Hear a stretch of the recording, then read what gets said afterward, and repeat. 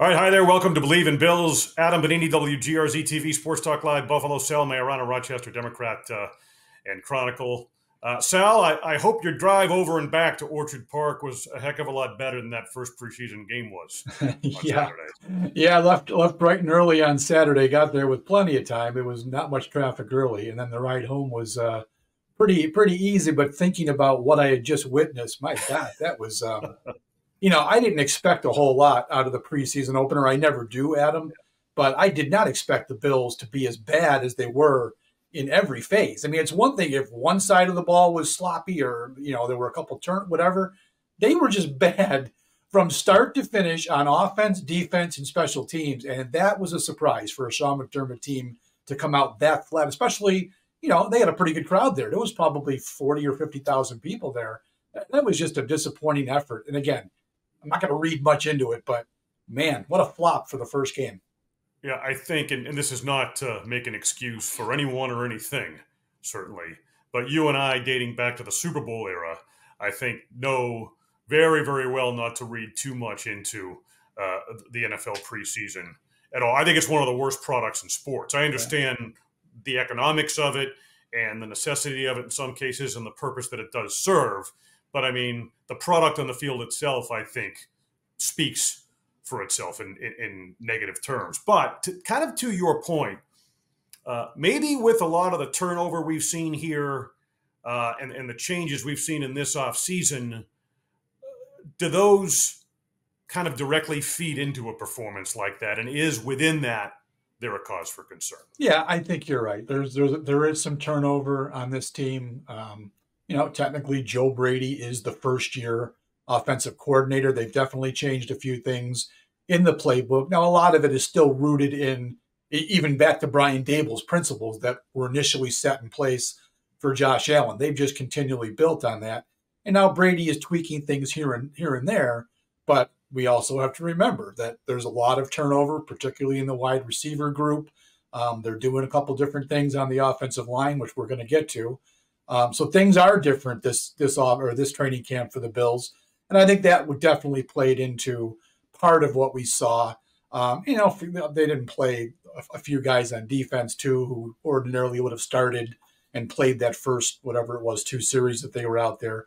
So yeah, there is some things that are different. This isn't the same as it's been the last couple of years, where the Bills just pretty much just rolled from season to season, and not much was different. This is a little bit of a challenge for Sean McDermott. And we saw, again, a lot of those problems popped up on Saturday afternoon. The thing that bothered me the most, and I know I'm not alone in this, yes, the penalties, that speaks to the sloppiness and some lack of discipline. We've seen that before, and we've seen them recover from it. But the physicality, getting, losing the battle on the line of scrimmage and getting manhandled in a lot of ways, particularly early in that game, that was really bothersome to me. I didn't like seeing that at all. Yeah, I mean, let's also remember that it was the Bears' second preseason game, so they started training camp earlier because they had to play in the Hall of Fame game. So they've had some kinks worked out, not only with a little bit more practice time, but they had the extra game when they played Houston the week before. So they were a little bit more in tune to a game day situation than the Bills were. So I'll lay some of the blame on that. But again, like you said, football is a man-on-man, as I forget which player it was last week said, it's a man-whooping-ass-man game, right? You got to beat the guy in front of you. And too many times in this game Saturday, the Bills got beat up front. They were not the better, more physical team than the Bears were. And you can't lay it all off on, Chicago's had a little bit more time to work in the preseason. So that was what really caught my eye more than anything. Forget the score. The score was irrelevant. It got out of hand in the fourth quarter with guys who were going to be on the practice squad making all the plays for both teams. So don't worry about that. When it was a close game early in the game and it was mostly first team and then some backups, that to me was more concerning that the Bills didn't win many of those reps at that point in the game. There were some positives. I like the look of Shakir in that game.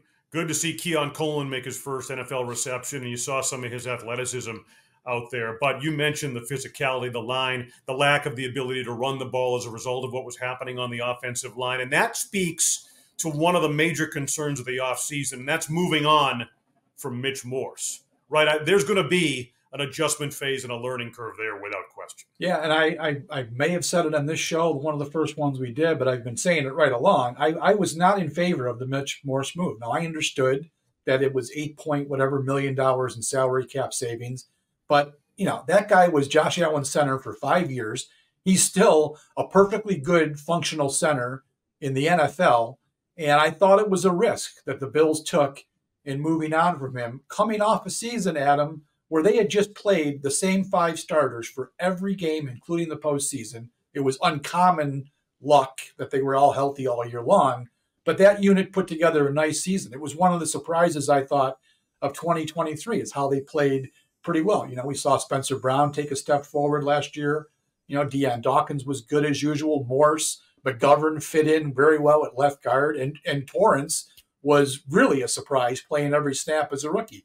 So to mess up with that combination to save some money when I thought there probably could have been a couple other places they could have moved on from guys and saved money was a risk.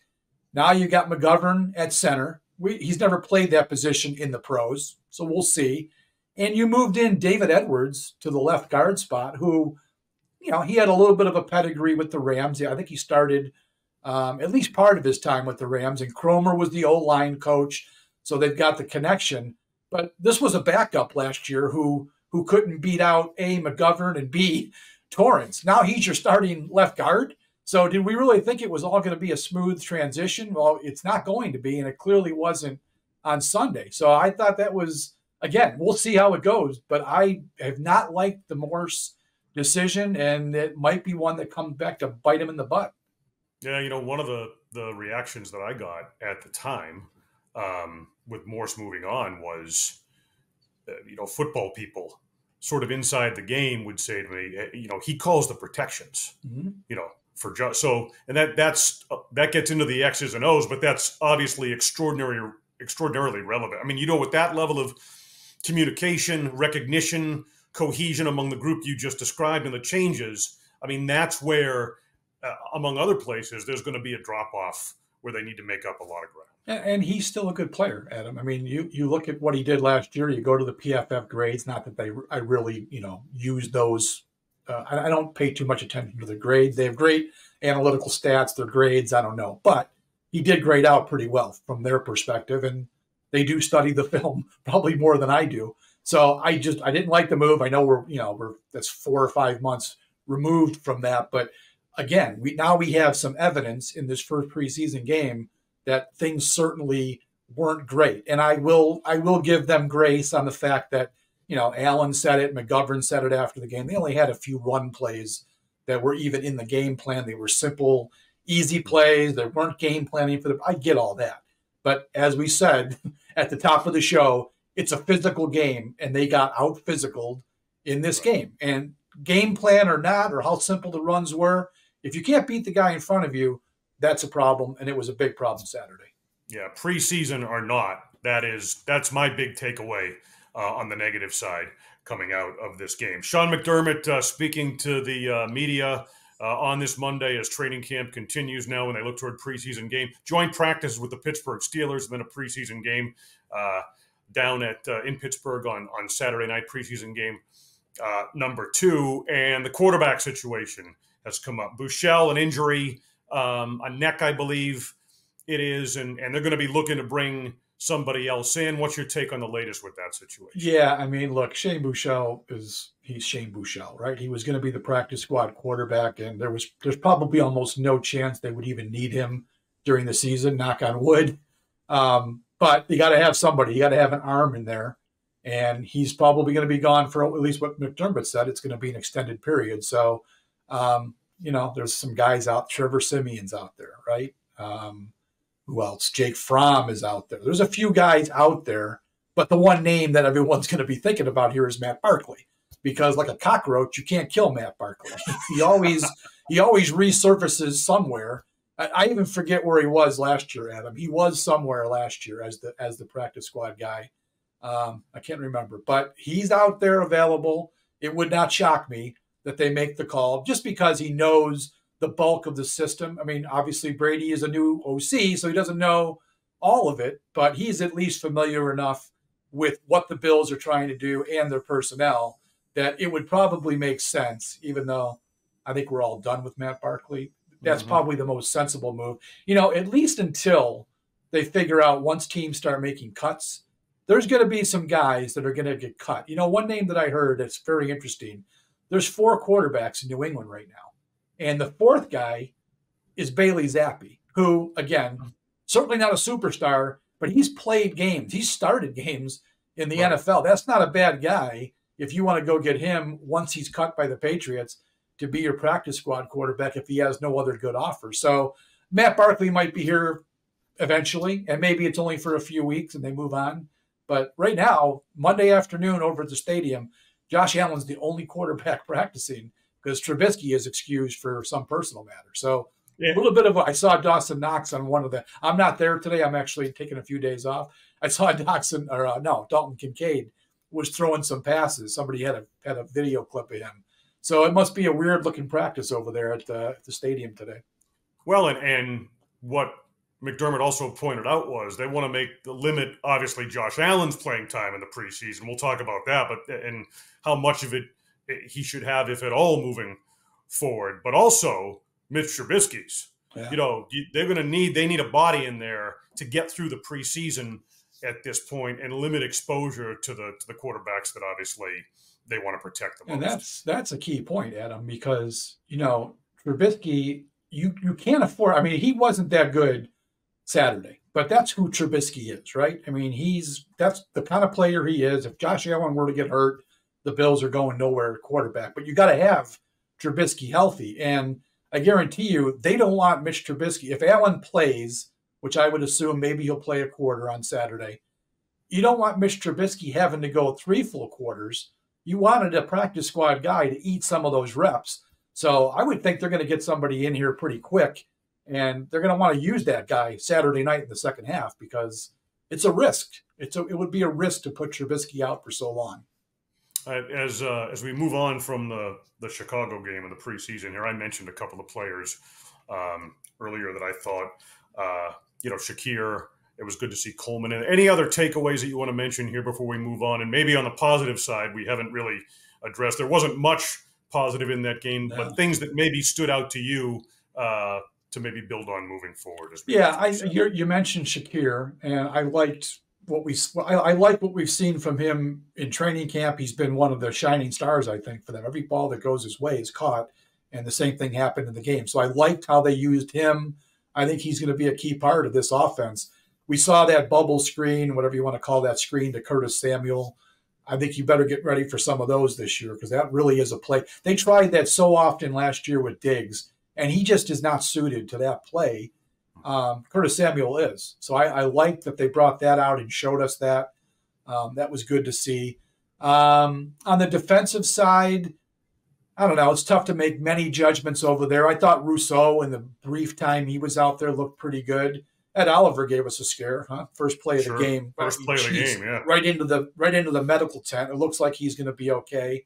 But really, Adam, after that first maybe quarter and a half, I just wasn't all that invested in what was going on out there. I mean, it's just tough to get invested in guys who aren't going to have much of a role. So, as we said, put that game in the rearview mirror. Things that I'll be looking for, and I want to get your opinions on this too. Keon Coleman, they tried to get him the ball twice down by the goal line there in that one series in the second quarter. Mm-hmm. And I found it disappointing that he really wasn't competitive on either of those reps. He struggled to get away. The first one was on a backup DB, I think, but the second one was Jalen Johnson, who's a really good corner. Yeah. Well, that's who he's going to see, is really good corners in the NFL. And he did not have a competitive situation on either of those two plays when they were clearly trying to get the ball to him. You don't always try to get the ball to a guy, but the way those plays were set up, it was pretty clear that he was going to be the target. So I was disappointed by that. It is his first time out. So let's see. The key is going to be will he learn from that? We got to see that. And then one more, Ray Davis. I liked what Ray Davis showed in the passing game. His best play got called back by a penalty. He made a really nice catch on the sideline. So I like some of that, and he also had a really good pass protection rep. In fact, he might have had 2. So that was good to see. We talked about the run game being ineffective because the line wasn't good. But I did like what I saw from those two. I like what I saw from Ray Davis as a rookie, and I need to see more from Keon Coleman this week. Coleman, I think it speaks to a little bit in the run-up. I think last Friday you and I talked about how receivers in their rookie year are making far greater contributions than they have historically. That's gone with the changes in the game as they grow up in football. The adjustment is not as difficult as it once was for talented rookie receivers in the NFL. But based on timing and some of that, I think we saw, he's adjusting to the speed of the game, that sort of thing. But what you were talking about was compete within the play. Yeah. And the second one of those plays you referred to, I think I expected him to be one of the reasons they drafted him was his ability to get vertical and get high in the air. He didn't go up and try and get that ball. The other, I think he broke up an interception, a potential would-be interception, and I did like that from him. Yeah, you're right. It wasn't a well-thrown ball, so we will say that. But he was not open on the play. I mean, Trubisky really forced it in there. There was no need to throw that ball to him, and he had to play DB, which was good to see. I think with Coleman, as is the case with a lot of the wide receivers that are in college, they win so frequently, right, against the competition. I mean, there's a lot of good corners, obviously, in college football, especially, the ACC where he played. There's plenty of them, but he's going to see a different level of competition now. And we all know he's got the physical skills. He can go up and get it. He's a big, strong kid. We see all that, but it's going to be the routes that he runs, and then can he separate? Separation was the one thing that people wondered about with Keon Coleman, and we didn't see it on those particular 2 reps. And again, I'm pointing out 2 plays. He's had plenty of plays in training camp where he did get separation and he made the play. But in game situations, I think we're going to need to look at that against the Steelers and see if he can be a little bit more able to get away from coverage and make a play. Yep. Want to see more out of Keon Coleman. Want to see more out of just about everyone on that roster. Yeah. Coming out of that loss, there was not many bright spots. I thought, if you want to point out a couple bright spots, I thought Austin Johnson, the free agent defensive tackle, he flashed a couple times that I was kind of looking. Dorian Williams, he remains. McDermott he's not going to say it, but I think Dorian Williams is probably one of the most perplexing players on that roster for McDermott. It's a 3rd-round pick who is a great athlete, and he is so eager to make a play, particularly against the run, that he always seems to bite. Well, he definitely bites on play action, but he seems to always peek too much into the backfield, and that's what gets him hurt in pass coverage, and you can't have that. He's got to learn to be more disciplined, and that play early in the game, I'm almost positive when they threw the short pass to Swift and it went for 42 yards, I think it was Dorian Williams who was the guy that got kind of caught up in the traffic because he wasn't in position